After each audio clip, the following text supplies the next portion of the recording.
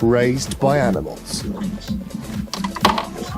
Dinar Sanashar lived at the Sinch after he was removed from a wolf's cave in 1867 when he was about the age of 6. He was discovered when hunters in the jungles of Balandashar were astonished to see a boy follow a wolf into her den, running on all fours. They smoked out the wolf and her companion and shot the wolf. He initially exhibited all the habits of a wild animal, tearing off clothes, eating food from the ground. He eventually was weaned off raw meat onto cooked, but never did learn to speak. He apparently became addicted to tobacco in later life and died in 1895. The Syrian Gazelle Boy. A 10-year-old boy was found in the midst of a large herd of gazelles in the Syrian desert in 1946. He was discovered by members of the military and reportedly took an army jeep to catch up with him because he was so fast. Despite looking terribly thin, he was said to have been extremely fit and strong, with muscles of steel. Once the young boy was captured, the men had to bind his feet and hands so he wouldn't run off. The young boy was sent to an insane asylum, where doctors tried to cure the boy of his gazelle-like habits. Over the years of his captivity, the boy tried to escape many times, eventually leading to the guards and doctors chaining him up.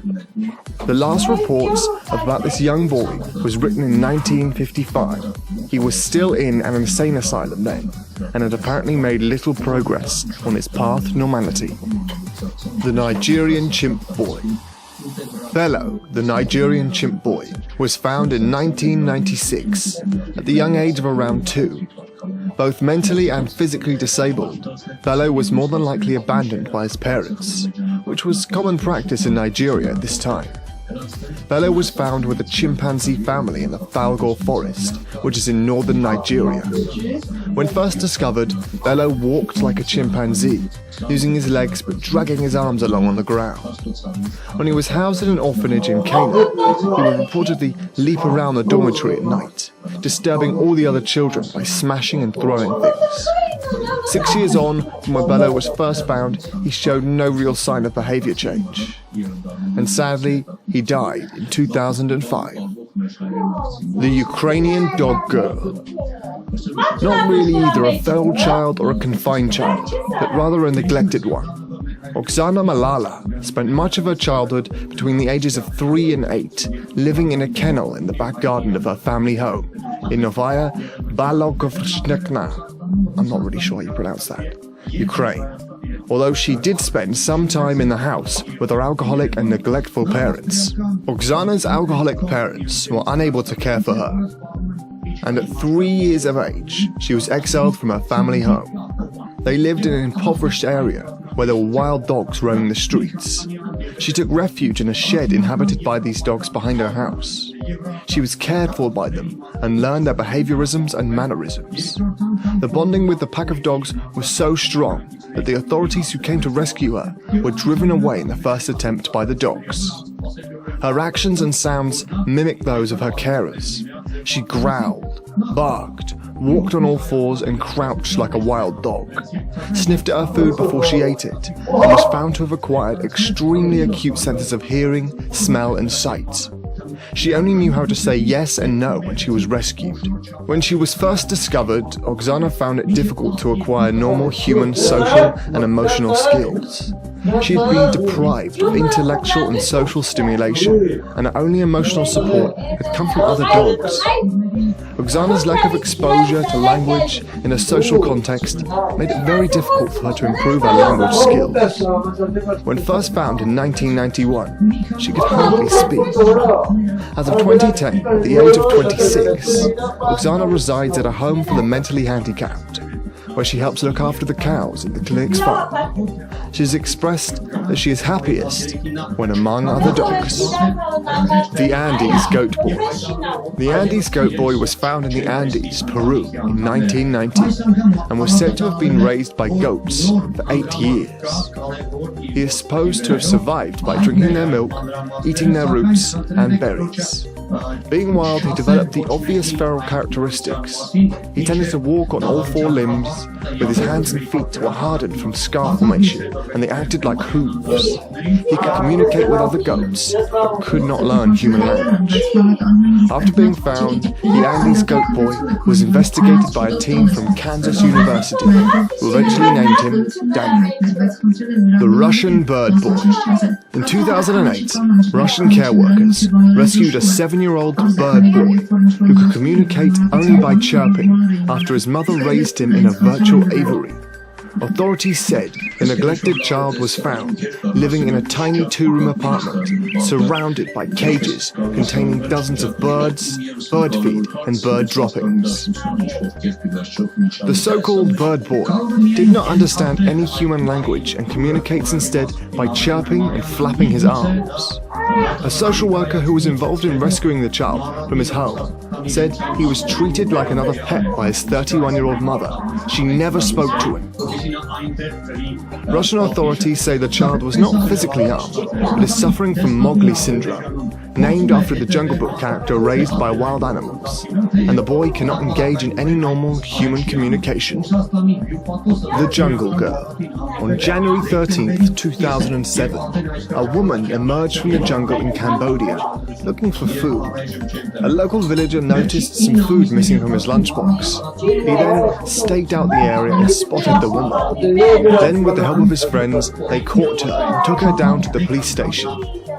When she got to the police station, she was immediately recognized by a policeman. The policeman claimed to be her father, and that she was lost in the Cambodian jungle at the age of 8 with her 6-year-old sister. The young woman found it extremely hard adjusting to civilized life and tried to run away very often. A Spanish psychologist who visited the girl reported that she made some words and smiled in response to a game involving toy animals and a mirror, but did not speak any recognizable language. When she was thirsty or hungry, she pointed at her mouth, and she preferred to crawl rather than walk upright. Many people think she must have been raised by some kind of animal in the jungle, otherwise she more than likely would not have survived. The Romanian Dog Boy.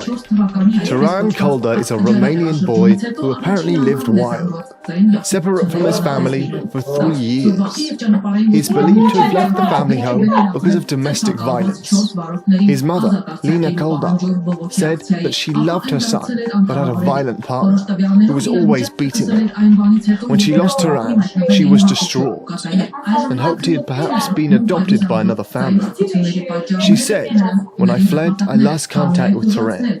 Although I tried to get him back, he, the boy's father, didn't allow me to take my child, even though I tried. He said the child belonged to him now." Although aged 7 when he was found, Turan Kolda was only the size of a 3-year-old, could not speak, and was naked and living in a cardboard box covered with just a polythene sheet.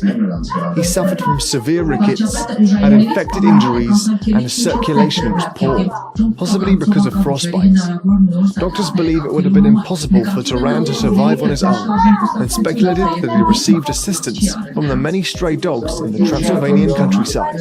He was found near the body of a dog that he had apparently been eating. The Ugandan Monkey Boy. John Sebastian was born in the mid-1980s, but ran away from home, probably aged around 3, after seeing his mother murdered by his own father.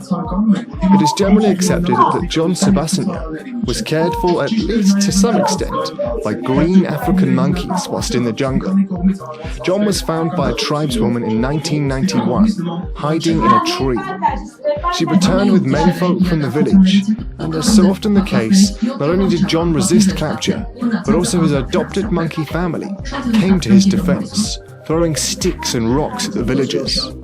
Once captured, John slowly learned how to live life as a human, and even managed to fully learn to talk again, which is normally a very rare thing to happen with feral children. John now not only talks, but also sings and tours with a choir around Africa. Kamala and Amala, perhaps one of the best known and most controversial stories of feral children, is that of Amala and Kamala. The wolf girls were about 18 months, Amala, and 8 years old, Kamala, when they were found together in a wolf's den in 1920 in India. However, it is believed that they were not sisters, but abandoned or taken by wolves, some years apart. The girls seemed to have no trace of humanness in the way they acted or thought. It was as if they had the minds of wolves. They tore off any clothes put on them and would only eat raw meat. They slept curled up together in a tight ball and growled and twitched in their sleep. They only came awake after the moon rose and howled to be let free. They had spent so long on all fours that their tendons and joints had shortened to the point where it was impossible for them to straighten their legs and even attempt to walk upright. They never smiled or showed any interest in human company.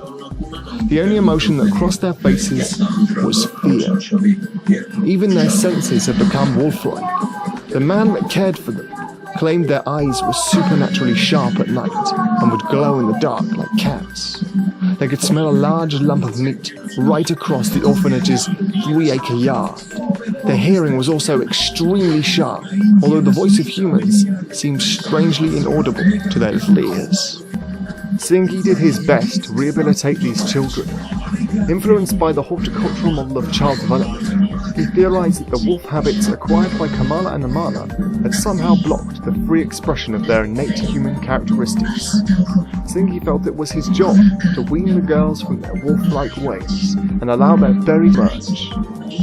Unhappily, before his experiment had progressed far, the young girl Amala became sick and died. This proved to be a great setback for Kamala, her fear of other humans and the orphanage surroundings. Prolonged mourning for a while, Singhi feared for her life as well, but eventually Kamala recovered and Singhi started a patient program of rehabilitation by animals. Comment down below what you thought about this video, and also if you had a choice, which animal would you be raised by? I can't wait to read all your replies. Please give the video a like if you enjoyed it and share it with all your friends on social media.